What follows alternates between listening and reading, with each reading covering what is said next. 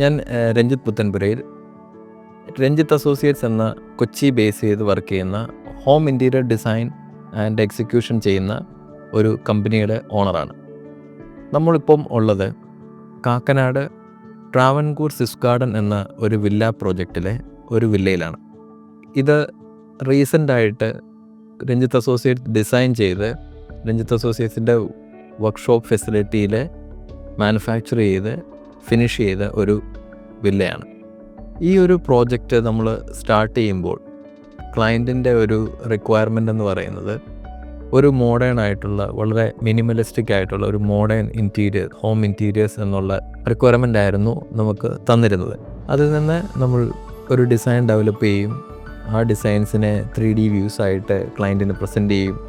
അങ്ങനെ ഓരോ റൂമിൻ്റെയും അപ്രൂവൽ എടുത്ത് ആ ഡിസൈനിനോട് മാക്സിമം മാച്ച് ചെയ്യുന്ന രീതിയിൽ ഓരോ ഫർണിച്ചേഴ്സും ഓരോ ഡീറ്റെയിലിങ്ങും നമ്മൾ നമ്മുടെ ഓൺ വർക്ക്ഷോപ്പിൽ ഫിനിഷ് ചെയ്താണ് നമ്മൾ സൈറ്റിൽ ഇൻസ്റ്റാൾ ചെയ്തത്. ഏതാണ്ട് ഒരു 4,500-5,000 സ്ക്വയർ ഫീറ്റ് വരുന്ന ഒരു വില്ലയാണിത്. ഇത് 3 ഫ്ലോറിലായിട്ടാണ് ഈ സ്ട്രക്ചർ ഡിസൈൻ ചെയ്തിരുന്നത്. Ground floor, first floor, second floor. ഇങ്ങനെ ഒരു 3 ഫ്ലോറുള്ള ഒരു വില്ല ആയിരുന്നതുകൊണ്ട് തന്നെ അതിലെ ഒരു ലിഫ്റ്റും അതിൻ്റെ ഡിസൈനിൽ തന്നെ ഉണ്ടായിരുന്നു. അതും നമ്മുടെ ഇൻറ്റീരിയർ ഡിസൈനിൻ്റെ പാർട്ടായിട്ട് അതിനെ കൊണ്ടുവരിക, അങ്ങനെയുള്ള ഒരു സ്പെസിഫിക് ആയിട്ടുള്ള റിക്വയർമെൻറ്റും കൂടെ അതിലും ക്ലയൻറ്റ് തന്നിരുന്നു. ഇതിൻ്റെ ഒരു ഇൻറ്റീരിയർ ഡിസൈനിൻ്റെ ഒരു ബേസിക് കാര്യങ്ങളെക്കുറിച്ച് പറയുകയാണെങ്കിൽ, ഒരു സിറ്റ് ഔട്ട് കഴിഞ്ഞാൽ കയറി വരുന്ന ഒരു ഫോയർ, ആ ഫോയർ ഏരിയയിൽ നിന്ന് നമ്മൾ ഫോമൽ ലിവിങ്ങിലേക്കും ഡൈനിങ്ങിലേക്കും ഒക്കെ പോകാവുന്ന രീതിയിലാണ് ഉള്ളൊരു ഓപ്പൺ ഡിസൈനാണ് ഉണ്ടായിരുന്നത്. അപ്പോൾ ക്ലയൻറ്റിൻ്റെ ഒരു റിക്വയർമെൻ്റ് ആയിരുന്നു ഫോർമൽ ലിവിങ്ങിൽ നിന്ന് ഡയറക്റ്റായിട്ട് ഡൈനിങ്ങിലേക്കൊരു നോട്ടം എന്നുള്ളതിനെ ഒന്ന് കട്ട് ചെയ്യണം, അവിടെ എന്തെങ്കിലും ഒരു പാർട്ടീഷൻ വേണം. എന്നാൽ ഈ ഒരു വലിയൊരു വീടിൻ്റെ ആ ഒരു ഓപ്പൺനെസ്, ആ ഒരു സ്പേഷ്യസ് ആയിട്ടുള്ള ഒരു ലുക്കൊക്കെ പോകാതെ തന്നെ അത് ചെയ്യണമെന്നുണ്ടായിരുന്നു. അതുകൊണ്ട് നമ്മളൊരു ടിൽറ്റബിൾ ആയിട്ടുള്ള ഒരു റൊട്ടേറ്റബിൾ ആയിട്ടുള്ള ഒരു പാർട്ടീഷനാണ് അവിടത്തേക്ക് വേണ്ടി നമ്മൾ ഡിസൈൻ ചെയ്തത്. ആവശ്യമുള്ള സമയത്ത് അതിനെ നമുക്കൊരു റൊട്ടേറ്റ് ചെയ്ത് ക്ലോസ് ചെയ്ത് വെച്ച് കഴിഞ്ഞാൽ ഫോർമൽ ലിവിങ്ങിനെ ഡൈനിങ്ങിൻ്റെ ഏരിയയിൽ നിന്ന് നമുക്ക് പൂർണ്ണമായിട്ടും ഐസൊലേറ്റ് ചെയ്യാനും പറ്റും. എന്നാൽ നമുക്ക് അത് സീ ത്രൂ ആക്കണം, ഒരു ഫോർമൽ ലിവിങ്ങിൽ നിന്ന് ഡൈനിങ്ങിലേക്ക് ഒരു വ്യൂ വേണം എന്ന് തോന്നുമ്പോൾ നമുക്കത് ടിൽറ്റ് ചെയ്ത് വെച്ച് ഏത് ആംഗിളിൽ വേണേലും വെച്ചിട്ട് അതിനെ നമുക്കൊരു ഫുള്ളായിട്ടുള്ള ഒരു വ്യൂ ആയിട്ടോ പാർട്ട്ലി ആയിട്ടോ ഒക്കെ നമുക്ക് അഡ്ജസ്റ്റ് ചെയ്യാൻ പറ്റുന്ന ഒരു രീതിയിലാണ് നമ്മൾ ആ പാർട്ടീഷൻ ഡിസൈൻ ചെയ്തിരുന്നത്. അതുപോലെ തന്നെ ഡൈനിങ് ടേബിളിനെ കുറിച്ച് ക്ലയൻറ്റിന് വളരെ സ്പെസിഫിക് ആയിട്ട് റിക്വയർമെൻ്റ് ഉണ്ടായിരുന്നു. ഒരു വലിയൊരു ഡൈനിങ് ഹോളായിരുന്നു നമുക്ക് കിട്ടിയത്, വലിയൊരു ഡൈനിങ് സ്പേസ് ആയിരുന്നു അത്. അപ്പോൾ അതിന് പ്രപ്പോർഷനേറ്റ്ലി ഫിറ്റ് ആവുന്ന, എന്നാൽ എല്ലാ ഫാമിലി മെമ്പേഴ്സിന് എല്ലാവർക്കും ഒരുമിച്ച് ഒത്തുകൂടുമ്പം യൂസ് ചെയ്യാൻ പറ്റുന്ന രീതിയിൽ ഒരു മിനിമം ഒരു 10 നമ്പർ സീറ്റിംഗ് എങ്കിലും വേണം എന്നുള്ളത് വളരെ സ്പെസിഫൈഡ് ആയിരുന്നു. അത് നമ്മൾ ഇനിഷ്യൽ സ്റ്റേജ് തൊട്ട് നമ്മളത് ഇൻകോപ്പറേറ്റ് ചെയ്യാൻ ശ്രമിച്ചിരുന്നു. അതിൽ തന്നെ ഒരു കോട്സിൻ്റെ ഒരു ടോപ്പാണ് യൂസ് ചെയ്തത്. സാധാരണ കാണുന്ന ഡൈനിങ് ടേബിളിൽ നിന്ന് വ്യത്യസ്തമായി ഗ്രാനൈറ്റ് അല്ലെങ്കിൽ ഗ്ലാസ് എന്നുള്ള ഒരു നോർമൽ മെത്തേഡിൽ നിന്ന് മാറി നമ്മളൊരു ലൈറ്റ് കളർ ഒരു കോട്സ് മെറ്റീരിയലാണ് നമ്മൾ അതിൻ്റെ ടോപ്പായിട്ട് യൂസ് ചെയ്തത്. അത് കസ്റ്റം ഡിസൈൻ ആയിട്ടുള്ള ഒരു ഡൈനിങ് ടേബിളും അതിന് പറ്റുന്ന കസ്റ്റം ഡിസൈൻ ചെയേഴ്സും ഒക്കെ നമ്മൾ ഡിസൈൻ ചെയ്ത് മാനുഫാക്ചർ ചെയ്യുമായിരുന്നു.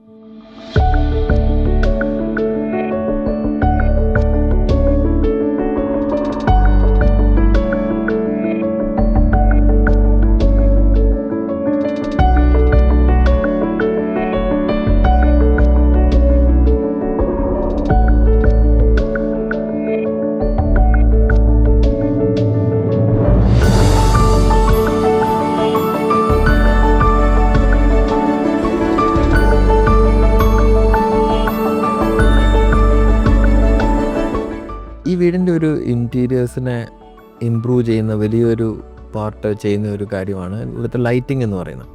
ലൈറ്റിംഗ് നമ്മൾ നോർമൽ ഒരു ലൈറ്റിങ്ങിനെക്കാട്ടിലും ഒരു ഫോൾ സീലിംഗ് കൊടുക്കുക, അതിലൊരു കുറേ സ്പോട്ട് ലൈറ്റ്സ് കൊടുക്കുക എന്നുള്ള ആ ഒരു ടിപ്പിക്കൽ മെത്തേഡിൽ നിന്ന് മാറി ഒരു ലൈറ്റിംഗ് ആയിരിക്കണം, ഫോൾ സീലിംഗ് കംപ്ലീറ്റ്ലി ഒഴിവാക്കണം എന്നുള്ള ഒരു സ്പെസിഫിക് റിക്വയർമെൻറ്റ് ക്ലയൻറ്റ് തന്നിരുന്നു.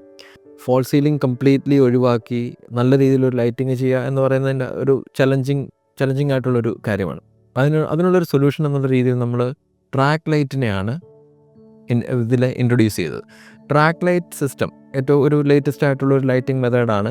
ആ ഒരു ട്രാക്ക് ലൈറ്റ് സിസ്റ്റത്തിൽ നമുക്ക് ഒരു റൂമിലേക്ക് നമ്മൾ ഒരു ട്രാക്കിനെ ഫിക്സ് ചെയ്താൽ അതിൽ ഏത് പൊസിഷനിൽ വേണേലും നമുക്ക് ആ ലൈറ്റിനെ ക്ലിപ്പ് ചെയ്ത് വെക്കാം. പല രീതിയിലുള്ള ലൈറ്റുകൾ, ഒരു റൂമിലേക്കുള്ള ജനറൽ ലൈറ്റ് കിട്ടുന്നതിനുള്ള ലോങ് ആയിട്ടുള്ള ബ്ലേഡ് ലൈറ്റ്സ് അതിൽ ഫിക്സ് ചെയ്യാൻ പറ്റും. അതേപോലെ ഏതെങ്കിലും ഒരു വോള് അല്ലെങ്കിൽ ഒരു ആർട്ട് വർക്ക് അല്ലെങ്കിൽ ഫർണിച്ചറിനെയൊക്കെ ഹൈലൈറ്റ് ചെയ്യാനായിട്ടുള്ള സ്പോട്ട് ലൈറ്റുകൾ, അത് തന്നെ പല രീതിയിലുള്ള ലെൻസുകളുള്ള, ഫോക്കസുകളുള്ള, കളറുകളുള്ള അങ്ങനെയൊക്കെയുള്ള സ്പോട്ട് ലൈറ്റുകളെയൊക്കെ നമുക്ക് മിക്സ് ആൻഡ് മാച്ച് ചെയ്യാം. നമുക്ക് വേണമെങ്കിൽ ഒരു ദിവസം ഈ ഒരു ലൈറ്റിനെ വേറൊരു പൊസിഷനിലേക്ക് കൊണ്ടുവരണമെങ്കിൽ പോലും ഈ ട്രാക്ക് അതുവഴി പാസ് ചെയ്യുന്നുണ്ടെങ്കിൽ നമുക്കിതിനെ എടുത്തിട്ട് അതിൽ ക്ലിപ്പ് ചെയ്ത് വെച്ച് ആ റൂമിൻ്റെ ടോട്ടലുള്ള ലൈറ്റിങ്ങിനെ നമുക്ക് ഒത്തിരി കൺട്രോൾ ചെയ്യാൻ പറ്റും, നമ്മുടെ ഇഷ്ടത്തിന് മാറ്റാൻ പറ്റും. അപ്പോൾ അങ്ങനെയുള്ള ഒരു ട്രാക്ക് ലൈറ്റിംഗ് സിസ്റ്റം നമ്മൾ ഇതിൽ യൂസ് ചെയ്തിരുന്നു. അത് ഇതിൻ്റെ ഒരു ഇൻറ്റീരിയേഴ്സിൻ്റെ ഒരു അപ്പിയറൻസിനെ ഒത്തിരി ഇമ്പ്രൂവ് ചെയ്യാൻ നമ്മളെ ഹെൽപ്പ് ചെയ്തിട്ടുണ്ട്. ഈ വീടിൻ്റെ സെക്കൻഡ് ഫ്ലോറിൽ നമുക്ക് വലിയൊരു ഹോളായിട്ടുള്ളൊരു സ്പേസ് കിട്ടിയിരുന്നു. അതിനെ ആ ഒരു സ്പേസിനെ എങ്ങനെയൊക്കെയാണ് യൂട്ടിലൈസ് ചെയ്യുക എന്നുള്ളതിനെക്കുറിച്ച് ക്ലയൻറ്റുമായിട്ട് നമ്മൾ വളരെ ഡീറ്റെയിൽ ആയിട്ട് ഡിസ്കസ് ചെയ്തു. അപ്പം കുറേ റിക്വയർമെൻറ്റ്സുകൾ വന്നു.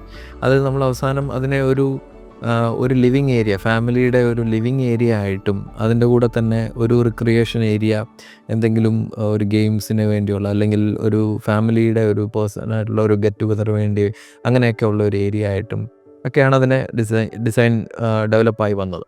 പക്ഷെ അതിൻ്റെ കൂടെ തന്നെ അങ്ങനെയുള്ള ഒരു സ്പേസ് ആയതുകൊണ്ട് ഒരു ഹോം തിയേറ്റർ അതിൻ്റെ കൂടെ അല്ലെങ്കിൽ ഒരു ചെറിയ പ്രൊജക്ടർ, അങ്ങനെയൊക്കെയുള്ള കാര്യങ്ങൾ, ഒരു പ്രൊജക്ടർ സ്ക്രീൻ, അങ്ങനെയൊക്കെയുള്ളൊരു കാര്യങ്ങളെക്കുറിച്ച് ഡിസ്കഷൻ വന്നു.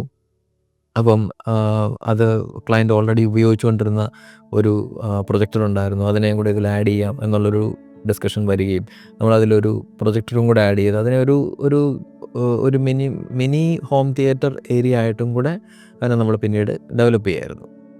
ക്ലയൻറ്റിൻ്റെ ഒരു സ്പെഷ്യലായിട്ടുള്ള ഒരു റിക്വയർമെൻ്റ് ആയിരുന്നു ഫാമിലിക്കൊക്കെ എപ്പോഴും അകത്തിരുന്ന് ഡൈനിങ് ടേബിളിൽ മാത്രം ഇരുന്ന് ഭക്ഷണം കഴിക്കുക, അങ്ങനെയൊക്കെയുള്ള ഒരു കാര്യത്തിൽ നിന്ന് വ്യത്യസ്തമായിട്ട് നമുക്കൊരു പുറത്തൊരു റെസ്റ്റോറൻറ്റിലൊക്കെ പോയാൽ കിട്ടുന്ന ഒരു ഫീലിലുള്ള ഒരു ഏരിയ, ഒരു ഫാമിലിയായിട്ട് ഒരുമിച്ചിരുന്ന് ഭക്ഷണം കഴിക്കാനുള്ള ഒരു ഏരിയ എവിടെയെങ്കിലും ഒന്ന് കണ്ടെത്തണം എന്നുള്ള ഒരു റിക്വയർമെൻ്റ് ഉണ്ടായിരുന്നു.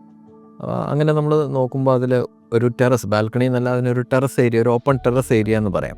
അങ്ങനെ ഒരു ഓപ്പൺ ടെറസ് ഏരിയ നമുക്കുണ്ടായിരുന്നു. ഏതാണ്ട് ഒരു 200 സ്ക്വയർ ഫീറ്റ്, 250 സ്ക്വയർ ഫീറ്റ് വരുന്ന ഒരു അത്യാവശ്യം വലിയ ഒരു സ്പേസ് തന്നെ നമുക്കൊരു ഓപ്പൺ ടെറസായിട്ട് അവിടെ ഉണ്ടായിരുന്നു.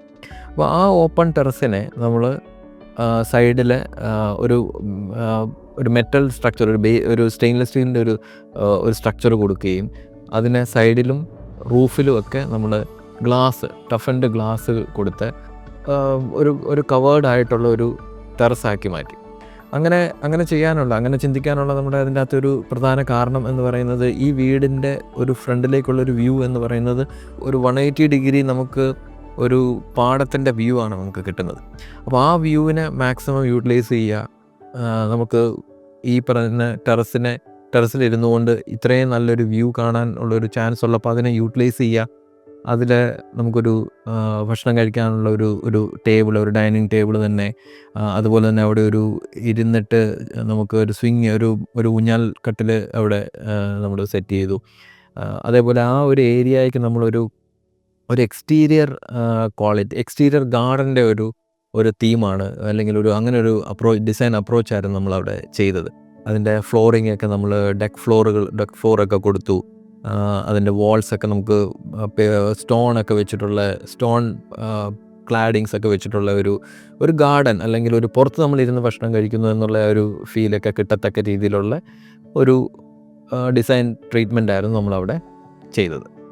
ഈ ഒരു വില്ലയിലെ ബിൽഡർ സ്റ്റാൻഡേർഡായിട്ട് തന്നിരുന്ന ഡോറിൻ്റെ ഫ്രെയിം, അതായത് കട്ടളകൾ, അതൊക്കെ വളരെ ഒരു നോർമൽ ഒരു ലുക്കാണ് എന്ന് തോന്നിയത് കൊണ്ട് നമ്മളതിനെ ഒന്ന് ഇമ്പ്രൂവ് ചെയ്യാനായിട്ട് നമ്മൾ ടീക്വുഡിൻ്റെ പലകകൾ വെച്ചിട്ട് അതിനെ പാനൽ ചെയ്യുകയും വോളിൻ്റെ അതേ തിക്നെസ്സിലേക്ക് നമ്മളതിനെ ഒന്ന് കുറച്ചുകൂടെ ഒരു ബെറ്റർ ലുക്ക് കിട്ടുന്നതിന് വേണ്ടി നമ്മളങ്ങനെ ആക്കിയെടുക്കുകയൊക്കെ ചെയ്തിട്ടുണ്ട്. അതൊക്കെ ടോട്ടലി ഇൻറ്റീരിയറിൻ്റെ ഡിസൈനിൽ ഒത്തിരി ഇമ്പ്രൂവ് ചെയ്തിട്ടുണ്ട്. ഒത്തിരി നമുക്കതിനെ ഇൻറ്റീരിയേഴ്സിൻ്റെ അകത്ത് ഒത്തിരി ഒരു ഇമ്പ്രൂവൈസേഷൻ കൊണ്ടുവന്നിട്ടുണ്ട്. അതുപോലെ തന്നെ ഡോറുകളും ഒക്കെ തന്നെ നമ്മൾ കസ്റ്റമൈസ്ഡ് ആയിട്ട് ചെയ്തു. ഫർണിച്ചറിൻ്റെ കാര്യത്തിലും പ്രത്യേകം നമ്മൾ കസ്റ്റമൈസ്ഡ് ഡിസൈൻസ് ഉണ്ടാക്കാൻ ഒത്തിരി നമ്മൾ ശ്രദ്ധിച്ചിട്ടുണ്ട്. തേക്കിൻ്റെ തടിയിൽ തന്നെ നമുക്ക് ഫർണിച്ചേഴ്സ് ചെയ്യണമെന്ന് നമുക്ക് ആദ്യം തൊട്ടേ ഒരു തീരുമാനം ഉണ്ടായിരുന്നതുകൊണ്ട് നമ്മൾ ഉപയോഗിച്ചിരിക്കുന്നത് നമ്മൾ ആ തേക്കിൻ്റെ തടി സോഴ്സ് ചെയ്യുന്നതിൽ നമ്മൾ ഒത്തിരി ശ്രദ്ധിച്ചിരുന്നു. അത് നമുക്ക് വേണ്ട തടികൾ, ക്വാളിറ്റി ആയിട്ടുള്ള തടികൾ, നല്ല വളർച്ചയെത്തിയ വലിയ തടികളൊക്കെ തന്നെ നമ്മൾ ഒത്തിരി സെർച്ച് ചെയ്ത് പല സ്ഥലങ്ങളിൽ നിന്നും അങ്ങനെയുള്ള മരങ്ങൾ നമ്മൾ വാങ്ങിച്ച് ആ മരങ്ങൾ കട്ട് ചെയ്ത് അതിനെ അറപ്പിച്ച് അതിൻ്റെ പീസുകളാക്കി അതിനെ സീസണിങ് യൂണിറ്റിൽ കൊടുത്ത് ഒരു 25 ഡേയ്സോളം അതിനെ സീസൺ ചെയ്ത് അതിനെ മാക്സിമം ഡ്രൈ ആക്കി അങ്ങനെ ഒരു ഫർണിച്ചർ ഉണ്ടാക്കാൻ ഒരു തടിയെ എങ്ങനെയൊക്കെ പ്രിപ്പയർ ചെയ്യണോ ആ പ്രോസസ്സ് എല്ലാം ചെയ്താണ് നമ്മൾ ഓരോ ഫർണിച്ചേഴ്സും ഉണ്ടാക്കിയത്. നമുക്ക് ആ ഒരു പ്രോസസ്സുകളൊക്കെ ചെയ്ത് നമ്മൾ ഈ ഫർണിച്ചേഴ്സ് ഉണ്ടാക്കിയിരിക്കുന്നത് കൊണ്ട് തന്നെ ഈ ഫർണിച്ചർ ഉണ്ടാക്കാനുള്ള തടികൾ ഏത് സ്ഥലത്തു നിന്നാണ് വന്നത്, ഏത് സ്ഥലത്തു നിന്നാണ് നമ്മൾ പർച്ചേസ് ചെയ്തത്, ഏത് വീട്ടിൽ നിന്ന് തടിയാണ് എന്ന് പോലും സ്പെസിഫിക് ആയിട്ട് നമുക്ക് പറയാൻ പറ്റും. അത്രയും നമ്മൾ അതിലെ ആ ഒരു പ്രോസസ്സിൽ നമ്മൾ കെയർ ചെയ്തിട്ടുണ്ട്. കസ്റ്റം ഡിസൈൻസ് ചെയ്യുക എന്നുള്ള ഒരു ചിന്ത നമുക്കുണ്ടായിരുന്നതുകൊണ്ട് നമ്മളിതിൽ ഉപയോഗിച്ചിരിക്കുന്ന പല ഡിസൈനർ ലാമ്പുകളും, പല ടേബിൾ ലാമ്പുകൾ, പല ഫ്ലോർ ലാമ്പുകൾ ഒക്കെ തന്നെ നമ്മൾ ഈ ഒരു വുഡ് തന്നെ ഉപയോഗിച്ച്, തേക്കിൻ്റെ വുഡ് തന്നെ ഉപയോഗിച്ച് കസ്റ്റം മെയ്ഡ് ആയിട്ടാണ് നമ്മൾ ചെയ്തത്. അതൊക്കെ തന്നെ മാർക്കറ്റിൽ നമുക്ക് പെട്ടെന്ന് വാങ്ങിക്കാൻ കിട്ടാത്ത വളരെ റെയർ ആയിട്ടുള്ള ഒരു യുണീക്കായിട്ടുള്ള പീസുകളായിട്ട് നമുക്ക് ഉണ്ടാക്കിയെടുക്കാൻ കഴിഞ്ഞിട്ടുണ്ട്. അതേപോലെ തന്നെ ക്ലയൻറ്റിൻ്റെ ഒരു സ്പെഷ്യൽ റിക്വയർമെൻ്റ് ആയിരുന്നു വീട്ടിലൊരു ഓഫീസ് സ്പേസ് വേണം എന്നുള്ളത്. പുറത്ത് വർക്ക് ചെയ്യുന്ന ആളായതുകൊണ്ട് ഇവിടെ വരുമ്പോൾ അവധിക്ക് ഇവിടെ വരുന്ന സമയത്തായിരിക്കും കൂടുതൽ ഈ ടൈമിൽ ഈ ഒരു വീട്ടിലെ ടൈം സ്പെൻഡ് ചെയ്യുക. അപ്പം അതിനായിട്ട് നമുക്ക് ഒരു ബെഡ്റൂമിൽ നമ്മൾ അതിനുള്ളൊരു സ്പേസ് കണ്ടെത്തുകയും അതിനെ ഒരു കംപ്ലീറ്റ്ലി ഫങ്ഷണൽ ആയിട്ടുള്ളൊരു ഓഫീസ് സ്പേസ് ആയിട്ട് ഒരു വർക്ക് സ്റ്റേഷനായിട്ട് തന്നെ നമ്മളതിനെ ഡെവലപ്പ് ചെയ്യുകയും ചെയ്തു. അതിൽ കമ്പ്യൂട്ടേഴ്സ് വെക്കാനുള്ള സ്പേസും പ്രിൻ്റർ വെക്കാനുള്ള സ്പേസ്, ഫയൽസ് സ്റ്റോർ ചെയ്യാനുള്ള സ്പേസ്, അങ്ങനെയുള്ള വളരെ ഒരു സ്പെസിഫിക് ഒരു ഓഫീസ് വർക്ക് സ്റ്റേഷൻ എന്നുള്ള രീതിയിൽ തന്നെ നമ്മളതിനെ ഡെവലപ്പ് ചെയ്തായിരുന്നു. ഈ വീട്ടിലെ പ്രധാനപ്പെട്ട ഒരു ഭാഗമായിട്ടുള്ള കിച്ചൺ, അതിനെക്കുറിച്ച് ക്ലയൻറ്റിന് വളരെ സ്പെസിഫിക് ആയിട്ടുള്ള റിക്വയർമെൻറ്റും ഉണ്ടായിരുന്നു. നമുക്ക് സാമാന്യം വലിയൊരു കിച്ചണായിരുന്നു ഈ വീട്ടിലുള്ളത്. ഏതാണ്ട് ഒരു 250-300 സ്ക്വയർ ഫീറ്റൊക്കെ വരുന്ന വലിയൊരു സ്പേസ് ആയിരുന്നു. അതിൽ ഏറ്റവും സ്പെസിഫിക് ആയിട്ട് ക്ലയൻറ്റ് പറഞ്ഞിരുന്ന റിക്വയർമെൻ്റ് എന്ന് പറഞ്ഞത് ഒരിടത്തും ഒരു പെയിൻറ്റഡ് വോള് ഇല്ലാതെ നോക്കണം എന്നുള്ളൊരു റിക്വയർമെൻ്റ് ഉണ്ടായിരുന്നു. വോളിനെ മാക്സിമം ടൈല് കവർ ചെയ്യാൻ വേണ്ടി നമ്മളതുകൊണ്ട് ശ്രദ്ധിച്ചിട്ടുണ്ട്. ക്യാബിനറ്റുകൾ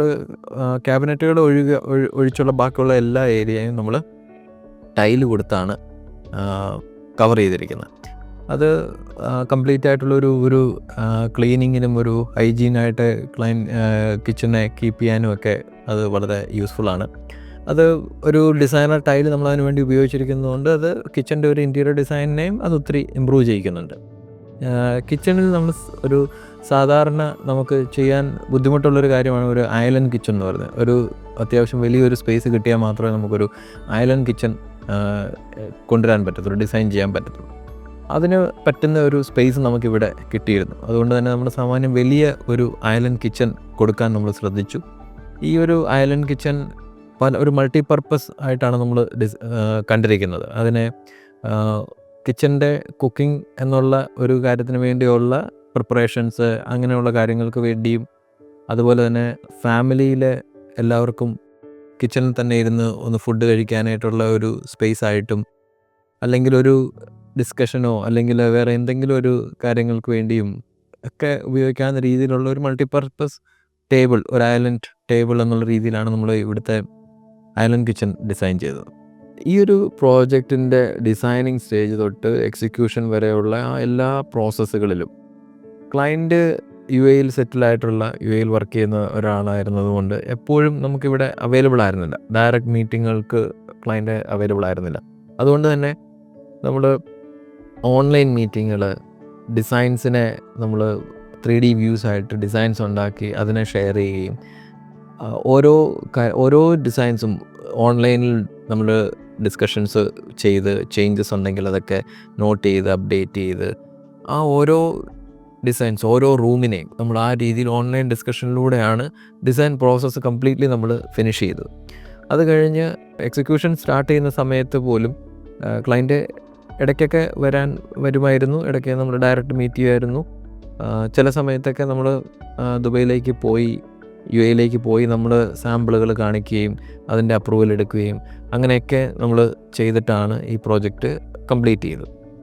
ഒരു കംപ്ലീറ്റ് 3D ഡിസൈൻ നമ്മൾ ഓൺലൈനിലൂടെ ഡിസ്കസ് ചെയ്ത് ഫൈനലൈസ് ചെയ്ത് വെക്കുകയും അതിനെ ഓരോ പാർട്ടായിട്ട് നമ്മൾ എക്സിക്യൂഷനിലൂടെ ഓരോരോ സ്റ്റേജായിട്ട് ഓരോ പാർട്ടായിട്ട് നമ്മൾ ഫിനിഷ് ചെയ്യുകയും അതിനെ എല്ലാ ആഴ്ചയിലും അല്ലെങ്കിൽ ഓരോ പ്രധാനപ്പെട്ട മൈൽ സ്റ്റോണുകൾ നമ്മൾ മീറ്റ് ചെയ്യുമ്പോൾ അതിനുള്ള ഫോട്ടോസ് വീഡിയോസ് എല്ലാം നമ്മൾ ഓൺലൈനിൽ ഷെയർ ചെയ്ത് ഓരോ കാര്യങ്ങളുടെയും അപ്ഡേഷൻസ് സാറിനെ കാണിച്ച് ക്ലയൻറ്റ് അങ്ങനെ ഓരോ ഏരിയയുടെയും അപ്ഡേഷൻസ് ക്ലയൻറ്റിനെ കാണിച്ച് അപ്രൂവൽ എടുത്ത് അങ്ങനെയാണ് നമ്മൾ മൂവ് ചെയ്തത്. അതുകൊണ്ട് തന്നെ ക്ലയൻറ്റ് ഏതാണ്ട് എല്ലാ വർക്കും കഴിഞ്ഞ് ക്ലയൻറ്റ് ഈ പ്രോജക്റ്റ് കാണാൻ വരുമ്പോൾ അങ്ങനെ സർപ്രൈസിങ് ആയിട്ടുള്ള അല്ലെങ്കിൽ എക്സ്പെക്റ്റ് ചെയ്ത പോലെ വന്നില്ല അങ്ങനെ ഉള്ള ഒരു കംപ്ലയിൻസും ഇല്ലാതെ ഏതാണ്ട് 3D അതേപോലെ തന്നെ നമുക്ക് ചെയ്തെടുക്കാൻ കഴിഞ്ഞിരുന്നു. ഈ പ്രോജക്റ്റിൽ നമുക്ക് യൂസ് ചെയ്യാനായി കുറേ ഷോപ്പ് പീസുകൾ, ആക്സസറീസ് അങ്ങനെയൊക്കെയുള്ള കാര്യങ്ങൾ ആവശ്യം വന്നപ്പം ബാംഗ്ലൂരുള്ള പല ഷോപ്പുകളിലും ഇപ്പോൾ വിസിറ്റ് ചെയ്താണ് നമ്മളതൊക്കെ സോഴ്സ് ചെയ്തത്. ഐക്യ പോലെയുള്ള ബ്രാൻഡുകളിൽ നിന്നൊക്കെയാണ് നമ്മൾ അതുപോലെയുള്ള ഷോപ്പ് പീസുകളും ആക്സസറീസും അങ്ങനെയുള്ള കാര്യങ്ങളൊക്കെ സോഴ്സ് ചെയ്തത്. അതേപോലെ തന്നെ നമ്മുടെ ക്ലയൻറ്റും ദുബൈയിൽ നിന്ന് കുറേ ഷോപ്പ് പീസുകളും ആക്സസറീസും ഒക്കെ അവിടുന്ന് കൊണ്ടുവന്നിരുന്നു. അതുമൊക്കെ നമ്മളിതിൻ്റെ ഒരു ആക്സസറീസ് അല്ലെങ്കിൽ അതിൻ്റെ ബ്യൂട്ടിഫിക്കേഷൻ പാർട്ടിലേക്ക് നമ്മൾ ഒത്തിരി ഹെൽപ്ഫുള്ളായിരുന്നു.